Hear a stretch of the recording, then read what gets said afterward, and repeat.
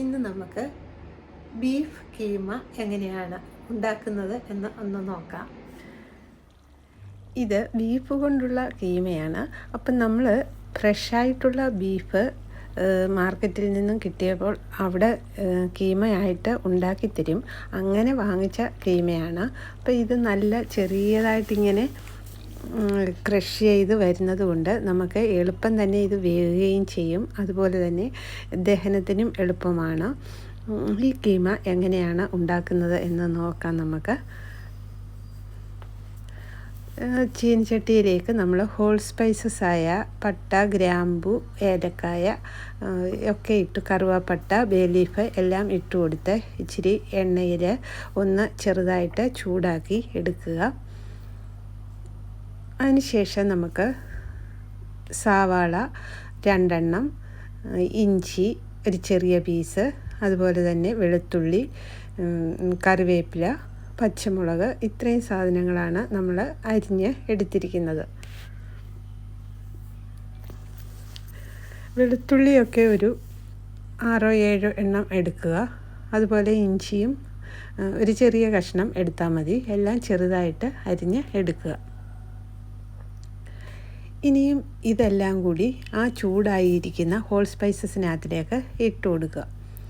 എന്നിട്ട് ഇതെല്ലാം ഏകദേശം ഒരു ബ്രൗൺ കളർ ആകുന്നിടം വരെ, സവാള ബ്രൗൺ കളർ ആകുന്നിടം വരെ ഒന്ന് വഴട്ടുക.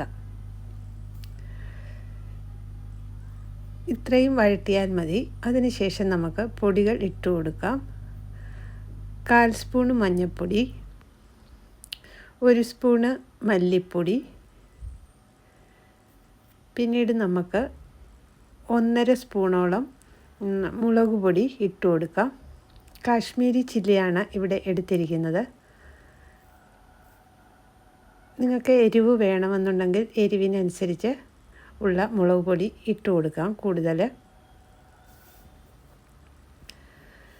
അതിനുശേഷം നമുക്ക് ഗരം മസാല ഇട്ട് കൊടുക്കാം. 1/2 സ്പൂണോളം ഗരം മസാല ഇട്ട് കൊടുത്തു. ഇനിയും അരിഞ്ഞു വെച്ചിരിക്കുന്ന തക്കാളി ചേർക്കാം. 1 തക്കാളിയാണ് ചേർത്തത്.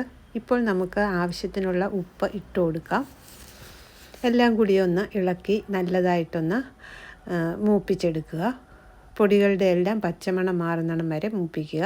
അതിനുശേഷം നമ്മൾ ശരിക്ക് കഴുകി എടുത്തിരിക്കുന്ന കീമ ഇട്ട് കൊടുക്കുക. കീമ കഴുകുന്നത് ഒരു ടാസ്ക് തന്നെയാണ് കേട്ടോ. ഇതപ്പോൾ വെള്ളത്തിലിങ്ങനെ അലിഞ്ഞു പോകാതെ തന്നെ ഇത് നമുക്ക് ശരിക്ക് കഴുകി എടുക്കണം. പിന്നീട് നമുക്ക് ഇത് നല്ലതായിട്ടൊന്ന് വഴട്ടുക. ഇതിനകത്തിലൊക്കെ ഇട്ട്, ഈ സവാളക്കകത്തിലുമൊക്കെ ഇട്ടൊന്ന് നല്ലതായിട്ട് വഴറ്റിയെടുക്കുക. ഈ സമയം ഉപ്പ് പോരാ എന്നുണ്ടെങ്കിൽ നമുക്ക് കുറച്ച് ഉപ്പൂടെ ഇട്ട് കൊടുക്കാം. അപ്പോൾ ഇത് നല്ലതായിട്ട് വഴറ്റിയെടുക്കുക. ഏകദേശം ഒരു 10 മിനിറ്റോളം ഈ സവാളയിലും ഒക്കെ ഇട്ടൊന്ന് വഴട്ടുക. അപ്പോൾ ഇത് നല്ലതായിട്ട് വഴറ്റതിന് ശേഷം നമുക്ക് ഇതിലേക്ക് വേവാനുള്ള വെള്ളം ഒഴിച്ചു കൊടുക്കാം. 2 കപ്പ് വെള്ളമാണ് ഒഴിച്ചു കൊടുക്കുന്നത്. പച്ചവെള്ളം തന്നെയാണ്, ചൂടായ വെള്ളമല്ല. അപ്പോൾ ഇതിലേക്ക് ഒഴിച്ചു കൊടുത്തിട്ട് ഇനി നമുക്ക് മീഡിയം ഫ്ലെയിമിലോട്ട് ആക്കി വെച്ച് ഇത് അടച്ചു വെച്ച് കീമ വേവുന്നതിന് വേണ്ടി ഒരു 20-25 മിനിറ്റോളം അടച്ചു വെച്ച് വേവിക്കാം. നമുക്ക് ചപ്പാത്തിയുടെ കൂടെയും പൊറോട്ടയുടെ കൂടെയൊക്കെ കഴിക്കാൻ ഏറ്റവും നല്ല ഒരു കറിയാണ് ഇത്. ഈ രീതിയിലൊന്ന് തയ്യാറാക്കി നോക്കിയിട്ട് അഭിപ്രായങ്ങളൊക്കെ പറയുക. വീണ്ടും ചാനൽ കാണുകയും സപ്പോർട്ട് ചെയ്യുകയും ചെയ്യുക. എല്ലാവർക്കും നന്ദി.